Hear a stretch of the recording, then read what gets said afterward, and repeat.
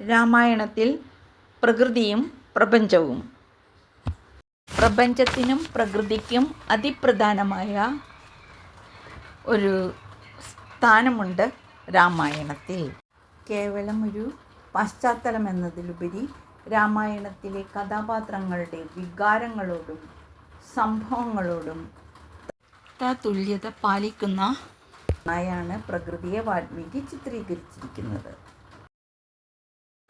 കാവ്യത്തിലെ ഉൽപ്പത്തി തന്നെ പ്രപഞ്ചത്തിലെ കരുണയാണ്.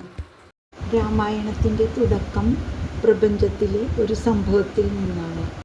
ക്രൗഞ്ചപക്ഷികളിൽ ഒന്നിനെ വേടൻ അമ്പെയ്ത് വീഴ്ത്തിയപ്പോൾ ഇണപക്ഷിയുടെ സങ്കടം കണ്ടാണ് വാൽമീകി മഹർഷിയുടെ ഉള്ളിൽ നിന്നും ആദ്യ ശ്ലോകം ഉതിർന്നു വീഴുന്നത്. പ്രകൃതിയോടുള്ള അനുകമ്പയിൽ നിന്നാണ് രാമായണ കാവ്യം തന്നെ പിറവിയെടുക്കുന്നത്. രാമായണത്തിൻ്റെ രചനയ്ക്ക് നിമിത്തമായ ശ്ലോകം ഏതാണെന്ന് നിങ്ങൾക്കറിയോ? നിഷാദ.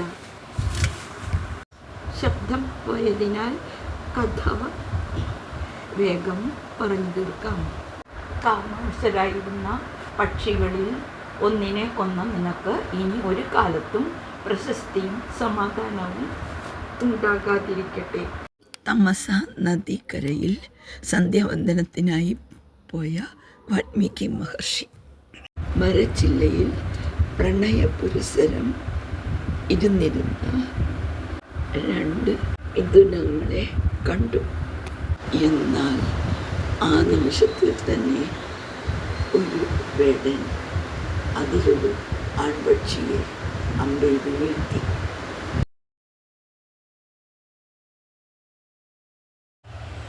തൻ്റെ ഇണയുടെ വേർപാടിൽ പെൺപക്ഷി നിലവിളിക്കുന്നത് കണ്ട മഹർഷിയുടെ മനസ്സിൽ കടുത്ത ദുഃഖവും രോഷവും ഇരമ്പിയെത്തി. രാമായണത്തിൽ പ്രകൃതിയും പ്രപഞ്ചവും.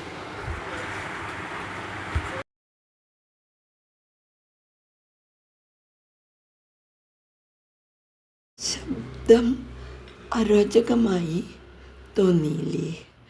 പ്രകൃതിയും പ്രപഞ്ചവും രാമായണവും കാനനവും മൃഗങ്ങളും പക്ഷികളും എല്ലാം എല്ലാം എല്ലാം. പഞ്ചവടിയും ആരണ്യകാണ്ഡവും. വനപ്രകൃതി. അവിടുത്തെ വനവാസകാലത്ത് ശ്രീരാമനും സീതയും ലക്ഷ്മണനും കഴിച്ചുകൂട്ടിയ പഞ്ചവടി. പ്രകൃതി ഭംഗിയുടെ വളരെ നമുക്കതെല്ലാം കഥ വായിച്ചറിയാവുന്നതാണ്. പമ്പാ നദിയുടെ തീരത്തെ വനവർണ്ണനയിൽ കാടിൻ്റെ മനോഹരമായ ഭാവങ്ങളും മരങ്ങളും പൂക്കളും പക്ഷികളും മൃഗങ്ങളുമെല്ലാം ജീവിച്ചിട്ടതായി വിവരിക്കപ്പെടുന്നു. മനുഷ്യനും പ്രകൃതിയും തമ്മിലുള്ള സൗഹാർദ്ദവും ഐക്യവുമാണ് ഇവിടെ കാണാനാകുന്നത്. ഞാൻ വേഗം പറഞ്ഞു തീർക്കാട്ടോ, പടമൊന്നും അധികം ഇടുന്നില്ല. എല്ലാവർക്കും രാമായണ കഥ നല്ലപോലെ അറിയാലോ. അപ്പോൾ ഇത് കേൾക്കുമ്പോൾ ഭാവനയിൽ നിങ്ങൾ കാണുക. അല്ലെങ്കിൽ കർക്കിടക മാസം കഴിഞ്ഞും പോകും. അതുകൊണ്ട് ഞാൻ വേഗം പറഞ്ഞു തീർക്കാം. പിന്നെ എന്ത് കാര്യം പറഞ്ഞാൽ സീതാദേവിയുടെ വിരഹവും പ്രകൃതിയുടെ ദുഃഖവും എല്ലാം. ഇതിപ്പോൾ പഞ്ചവടിയുടെ കാര്യം നമ്മൾ പറഞ്ഞു. സീതാപഹരണത്തിന് ശേഷം ശ്രീരാമൻ അനുഭവിക്കുന്ന വിരഹവേദനയിൽ പ്രകൃതിയും പങ്കുചേരുന്നുണ്ട്. രാമൻ മരങ്ങളോടും മൃഗങ്ങളോടും പക്ഷികളോടും സീതയെ കണ്ടോ എന്ന് ചോദിച്ചു കരയുന്നത്. ഹേ കുരങ്ങുകളെ, ഹേ മാനുകളെ, എൻ്റെ സീതയെ നിങ്ങൾ കണ്ടുവോ? സീതയെ വീണ്ടെടുക്കാൻ രാമന് സഹായം നൽകുന്നത് മനുഷ്യരല്ല, മറിച്ച് പ്രകൃതിയുടെ തന്നെ ഭാഗങ്ങളായ വാനരന്മാരും, അതായത് സുഗ്രീവൻ, ഹനുമാൻ എല്ലാമാണ്. അണ്ണാൻ ചിറകിട്ടാൻ സഹായിച്ചില്ലേ? പക്ഷികളും ജഡായു സമ്പാദി ആണ്. ഞാൻ പറഞ്ഞത് എന്നെ പറഞ്ഞു എന്ന് തോന്നുന്നു കേട്ടോ, സോറി. രാമൻ മൃഗങ്ങളോടും മരങ്ങളോടും എല്ലാം ചോദിക്കുന്നത് തന്നെ എന്താ നമുക്ക് മനസ്സിലാവുന്നത്? പ്രകൃതിയും മനുഷ്യനും തമ്മിലുള്ള സൗഹൃദവും ഐക്യവുമാണ് ഇവിടെ കാണാനാകുന്നത്.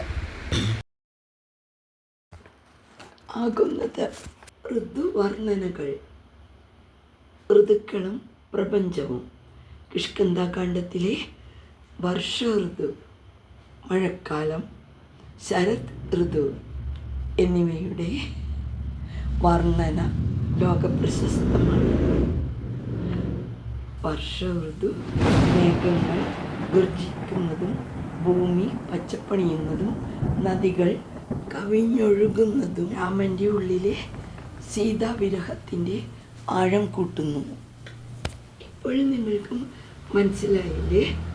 രാമായണത്തിൽ പ്രകൃതിയോടും പ്രപഞ്ചത്തോടും ഒക്കെയുള്ള അടുപ്പം. ശരത് ഋതു, തെളിഞ്ഞ ആകാശവും ശാന്തമായ നദികളും പ്രപഞ്ചത്തിൻ്റെ ശാന്തതയെയും പ്രകാശത്തെയും സൂചിപ്പിക്കുന്നു. പ്രപഞ്ചശക്തികളും രാമായണവും കൂടി നമുക്ക് നോക്കാം. പ്രപഞ്ചത്തിലെ പഞ്ചഭൂതങ്ങളും, അതായത് ആകാശം, വായു, അഗ്നി, ജലം, ഭൂമി, അത് രാമായണ കഥയിൽ നിർണായക പങ്ക് വഹിക്കുന്നു. ഭൂമിയെ പറ്റി പറയുകയാണെങ്കിൽ സീതാദേവി ഭൂമിദേവിയുടെ മകളാണ്. അയോനിജ. ജനിച്ചതും ഒടുവിൽ മടങ്ങിപ്പോകുന്നതും ഭൂമി മാതാവിലേക്കാണ്. കഥകൾ അറിയാലോ നിങ്ങൾക്ക്? ഭൂമി പിളർന്ന് സീതാദേവി പോകുന്നുള്ള കാര്യം. അഗ്നിയെപ്പറ്റി പറയുകയാണെങ്കിൽ അതും നിങ്ങൾക്കെല്ലാവർക്കും അറിയാവുന്നതാണ്. സീതയുടെ പരിശുദ്ധി തെളിയിക്കാൻ അഗ്നിപരീക്ഷ നടക്കുന്നു. അഗ്നിദേവൻ സീതയെ സുരക്ഷിതയായി രാമന് കൈമാറുന്നു. വായുവിനെ പറ്റി പറയുകയാണെങ്കിൽ അതും നിങ്ങൾക്കറിയാം. പ്രപഞ്ച വായുവിൻ്റെ മകനാണ് വായുപുത്രൻ. ആരാത്? ഹനുമാൻ. പ്രപഞ്ചശക്തിയും വേഗതയുമാണ് ഹനുമാൻ്റെ കരുത്ത്. ഇനി നമുക്ക് ജലത്തെ പറ്റി പറയാം. സമുദ്രം ലങ്കയിലേക്ക് കടക്കാനായിട്ട് രാമസേതു നിർമ്മിക്കുന്നത് സമുദ്രത്തെ വണങ്ങിക്കൊണ്ടാണ്. അപ്പോൾ പ്രകൃതിയോട് ആ വണക്കമൊക്കെ കണ്ടില്ലേ രാമൻ്റെ? പ്രകൃതി ശക്തിയായ സമുദ്രത്തോട് രാമൻ അനുവാദം ചോദിക്കുന്ന ഭാഗം പ്രകൃതിയോടുള്ള ആദരവ് വ്യക്തമാക്കുന്നു. ഇഷ്ടമായ നിങ്ങൾക്ക് രാമായണവും പ്രപഞ്ചവും പ്രകൃതിയും? രാമായണത്തിൽ പ്രകൃതി കേവലം ഒരു നമ്മളെന്താ പറയുക, ചിലവർ പറയില്ലേ, ഒരു ജഡമല്ല, മറിച്ച് മനുഷ്യൻ്റെ സുഖദുഃഖങ്ങളിൽ പങ്കുചേരുന്ന ജീവസുറ്റ ഒരു പ്രപഞ്ച ശക്തിയാണ്. നിങ്ങൾക്ക് ഈ രാമായണ കഥയും പ്രപഞ്ചവും പ്രകൃതിയും എല്ലാം മനസ്സിലായി കാണുമെന്ന് വിശ്വസിക്കുന്നു. പക്ഷേ എനിക്ക് ഈ പടം കാണിക്കാൻ പറ്റാത്തതിൽ ഞാൻ ഖേദിക്കുന്നു. എല്ലാം കൂടി ആകുമ്പോൾ എനിക്ക് പറ്റുന്നില്ല. ഈ ടെക്സ്റ്റ് ഇടാൻ തന്നെ കുറേ ടൈം എടുക്കുകയും അതുകൊണ്ടാണ് പടം ഇടാത്തത്. നിങ്ങൾക്ക് കാര്യം മനസ്സിലായല്ലോ. പ്രപഞ്ചവും പ്രകൃതിയും രാമായണവും നമ്മുടെ മഹർഷിയുടെ നമ്മളെ പരിചയപ്പെടുത്തി തന്ന എല്ലാം നമുക്ക് മനസ്സിലായി. അപ്പോൾ ഇതിലെ അപാകതകൾ നിങ്ങൾ ക്ഷമിക്കുക. ധാരാളം അപാകതകളുണ്ടെന്ന് എനിക്കറിയാം. മറ്റുള്ളവരെ പോലെ ഒരു പ്രൊഫഷണൽ ഇതൊന്നും അല്ല ഞാൻ. പ്രൊഫഷണൽ ടച്ചൊന്നും കാണില്ല എൻ്റെ കയ്യിൽ. ഒരു സാധാരണ ഒരു ആളാണ് ഞാൻ. അപ്പോൾ നിങ്ങൾക്കെല്ലാം മനസ്സിലായി എന്ന് കാണുന്നു. ഒരു രാമായണം വായിച്ചതിൻ്റെ ഒരു ഏകദേശം. രാമായണം ഉണ്ടെങ്കിൽ കുറേ പറയാനുണ്ട് കേട്ടോ. അതൊന്നും വേണ്ട. ഏകദേശം നമുക്കിപ്പോൾ അറിയേണ്ടതും പ്രകൃതിയും പ്രപഞ്ചവും രാമായണം. അപ്പോൾ നിങ്ങൾക്ക് ഇഷ്ടമായി എന്ന് കരുതുന്നു. കൂപ്പുകയോടെ ലക്ഷ്മി ശിവ.